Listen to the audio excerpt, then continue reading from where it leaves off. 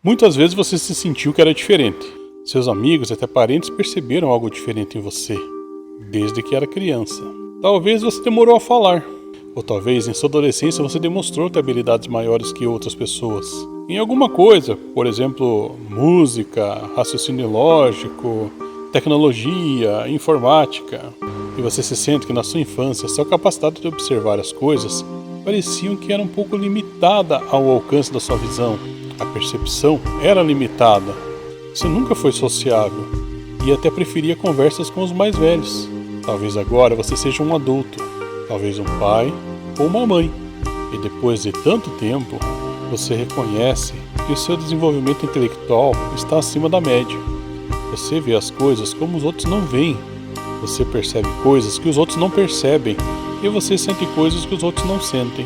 Mas, sobretudo, você tem aptidões que para os outros são imensamente difíceis e para você é simples. Talvez você tenha conhecido a depressão que muitos sequer acreditam que exista. Ou talvez você tenha convivido com ela.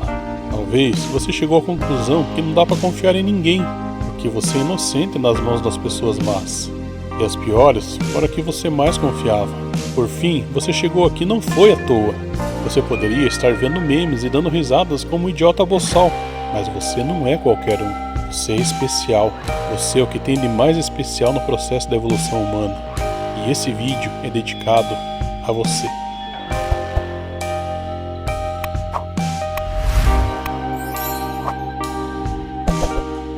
Em toda a nossa existência, os diferentes foram apontados por não fazer parte do normal. Mas o que é normal? Normal é o que estamos acostumados. Muitas vezes, em uma sala de aula, o fora do normal seria uma criança estar concentrada, quieta, pintando seu desenho que acabou de fazer. Quando o normal seria agir como macacos pulando, gritando, puxando os cabelos dos colegas. Tudo não passa de um ponto de vista dos olhos, que estão acostumados com a situação. Muita gente pensa que a evolução da espécie se dá lentamente, aos poucos, mas é uma concepção errada. A evolução da espécie se dá por amostragem e é lenta. Começam a aparecer indivíduos isolados em um grupo, e esses indivíduos vão sendo cada vez mais frequentes. Em um determinado momento, esses indivíduos serão a maioria, e por fim, todo o grupo será formado por esses indivíduos. Se você observar, um exemplo está acontecendo e nem estamos percebendo. Os cães de 5 décadas atrás não são mais os mesmos de hoje. Se observarmos os vira-latas que se cruzam entre si, sem interferência humana, que tenta preservar seu pedigree, podemos observar uma mudança na natureza desses cães. Cães de antigamente tinham em sua totalidade rabos longos. A principal função dos rabos nos cães é lhe dar estabilidade durante as caças e que necessite fazer curvas rápidas. Ou seja, um cão sem rabo não consegue pegar uma lebre. Mas qual seria a utilidade dos rabos nos tempos atuais se os cães não precisam mais caçar? Hoje os cães são alimentados e dependem quase que totalmente dos humanos. E embora ainda tenha preservado seu instinto de caça, não precisam mais caçar. E as mudanças físicas começam a aparecer. O que se observa é um aumento gradativo de indivíduos com rabo curto, alguns pela metade e outros até sem rabo algum. Curiosamente, alguns que ainda possuem rabos se incomodam com eles. É bastante comum a gente ver um cachorro perseguindo o próprio rabo. Embora isso seja estressante para eles, para nós causa bastante riso. Interferência do homem ou evolução natural? Ainda não sabemos. Mas o fato é que os cães têm evoluído para viver com humanos, e a partir deles também. E você também é processo dessa evolução. Isso foi para você entender que a evolução acontece conforme a necessidade. E que a transformação não é gradativa, mas sim em amostragem. Se fosse gradativo, o rabo ia encolhendo aos poucos, mas na verdade o que ocorre é que alguns indivíduos começam a aparecer com menos rabo. Em nossa história, tivemos indivíduos importantes, que na época eram tratados como excêntricos, loucos, estranhos, mas que desempenharam papéis importantes para a nossa evolução. Muitos desses indivíduos sequer tiveram algum tipo de relacionamento afetivo, dedicaram toda a sua vida a experiências, ao estudo, criações sem esperar nada em troca, pelo simples prazer de conseguir ou pela vontade de ajudar. Nos últimos anos, a ciência passou a observar uma tendência no aparecimento de indivíduos humanos com características intelectuais diferentes do padrão. Esse padrão foi identificado pela primeira vez por um médico chamado Leo Kanner em 1943. No trabalho de Kanner foram estudados 11 pessoas que tinham dificuldades de interação e relacionamento com outras. Ele chamou esse caso de distúrbio autísticos do contato afetivo. Porém, no ano seguinte, em 1944, um médico chamado Hans Asperger realizou um trabalho que descrevia crianças bastante semelhantes com o caso de Kanner. Entretanto, sua pesquisa demorou bastante a ser reconhecida, principalmente pelo fato de ter sido escrita em alemão. Cada grupo era tratado diferente, e assim nasceu duas classificações de indivíduos. Simplesmente denotados como autistas e outros como síndrome de Asperger. Mais tarde, os grupos foram identificados como simplesmente transtorno do espectro autista. Embora ambas as descobertas foram direcionadas a indivíduos com comportamentos semelhantes, direcionaram-se entre si pelo grau comportamental de cada grupo. Ainda que as primeiras constatações foram realizadas apenas na década de 40, essas características já foram relatadas muito antes disso, porém com menor frequência. Muitos desses indivíduos nascem, crescem, formam matrimônio e até tiveram descendentes, sem conhecer o seu transtorno. Apenas sentiam ser diferentes. Mas o assunto tem sido mais abordado pela grande quantidade de novos indivíduos terem sido detectados. Parece que a natureza está tentando sintonizar as novas gerações. Indivíduos com este transtorno têm sido cada vez mais constantes, mas os níveis de autismo moderado e severo têm lentamente dado lugar aos dois mais leves, entre eles a síndrome de Asperger. Mas é um tanto complicado falar sobre níveis de autismo, porque o assunto tem passado por constantes modificações e a nomenclatura tem mudado com o tempo. Hoje, esse transtorno já atinge entre 1 e 2% da população mundial e está crescendo. Uma pesquisa realizada nos Estados Unidos constatou que entre 2020 e 2022 houve um aumento de 22% na incidência de casos.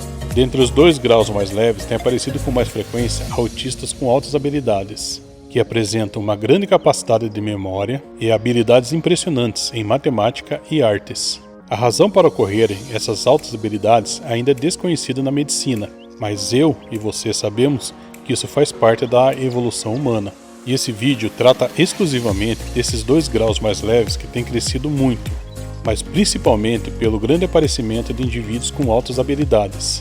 Esse aqui é o Otávio, esse menino lindo aqui, inteligente é Otávio. Mostra o livro para nós. Deixa eu mostrar o livro aqui. A Abelhinha Julieta. E onde é que você vai ler? Aqui, ó. Deixa eu ver. Tá aqui, ó. Umas letrinhas pequenininhas. Tá. Curiosidade. Os homens sabem que as abelhas são organizadas. Por isso, quando querem obter mel, elas constroem casinhas para fazerem suas colmeias. Pode ajudar na produção da geleia real. Massa! Agora deixa eu fazer uma pergunta para você. Responde para nós aqui. Qual a sua idade? 6. Você sabe quando você nasceu? Hã? Você sabe quando você nasceu? 1 de julho de 2016. Oh, você sabe? Qual a cidade? Em Francisco Beltrão. Muito bem. E qual cidade você está agora? Itapejara do Oeste. Vamos fazer, deixa eu ver uma outra pergunta legal. O que você sabe sobre a galáxia? Alguma coisa? A Terra? E o que a Terra tem alguma lua? Sim, tem a lua dela. Que tem uma gravidade. A gravidade normal E qual que seria a gravidade normal da Lua? era 1,8, sei. 1,8? E da Terra quanto que é? Eu acho que é 9,6. Eu acho que é 9,8. E saberia dizer o de Júpiter? A gravidade de Júpiter? É 24. 24? Caramba, bicho. Júpiter tem luas? Tem Muitas? várias luas. Várias luas? Sim. E Saturno também? Sim, tem 72 luas. Tudo isso? Tem Sim. alguma que é famosa? Sim, tem muitas. Então, sabe o nome de alguma delas? As luas de Saturno. Eu acho que as luas de Saturno são um titã. Eu acho que é sim. Ah, uma Titã. É de Júpiter, não lembro nenhuma. Não. E mais algum outro planeta tem lua? O Netuno tem uma lua especial que é Tritão. O Netuno? Sim. Nossa, e é longe, né? É longe. É congelado o planeta? Sim, é bem frio. E Marte tem lua? Eu acho que não tem. E quantos planetas tem no nosso sistema solar? Tem 8 planetas. E o que tem no meio da nossa galáxia? Um buraco negro. E o buraco negro é o que será? É um engolidor. É um engolidor? E ele tem massa? Sim, tem massa. Ele tem gravidade? Ele tem gravidade infinita. Gravidade infinita? Caramba, bicho. E o que acontece? Por que acontece o buraco negro? É quando uma estrela chega ao fim da sua vida. É mesmo? E acontece o que com ela? Vira um buraco negro? Vira um buraco negro? Ela não explode? Vira uma supernova e em alguns minutos vira um buraco negro. Depois de uma supernova? Alguns minutos vira um buraco negro. Mas onde é que você viu todas essas informações? Eu não vi essas informações. Você não viu? Isso é interessante. Então tá bom, pode continuar lendo aí. Foi assim que Julita participou do nascimento de muitas abelhinhas. Em abelhas grandes, a geleia real é o alimento das rainhas. Posso fazer uma outra pergunta? Quanto que é não. Quanto que é 1000 vezes 1? Não, 1000 menos 1. 999. E quanto que é 499 mais 1? Dá 500.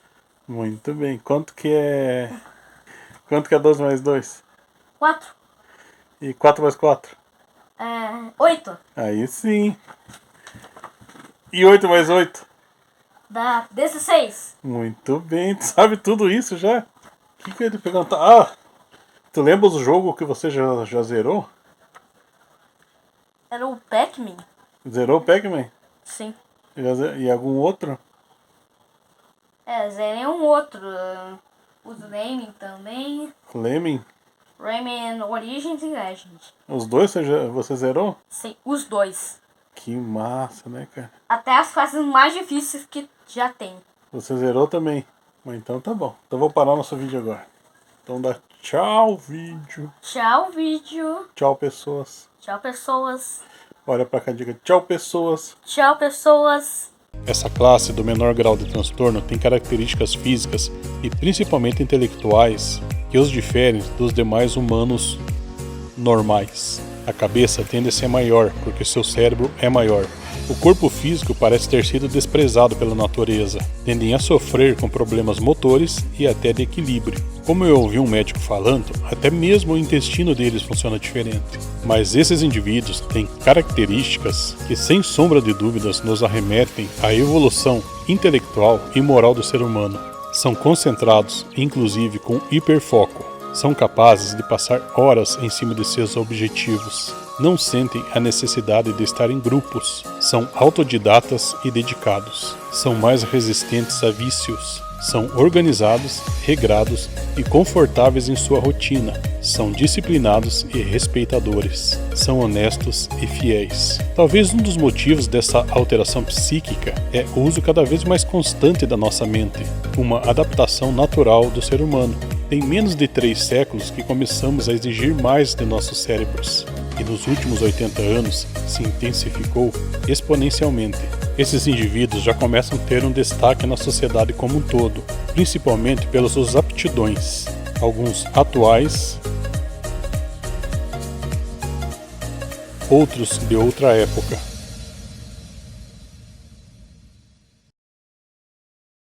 A amostragem desses indivíduos continuará aumentando, e em poucos séculos será a maioria, uma sociedade inteira com altas habilidades. E você que hoje é a maioria e vê eles com estranheza, será a minoria. E seu comportamento ainda parecido com seu ancestral primata, não terá mais lugar nessa civilização.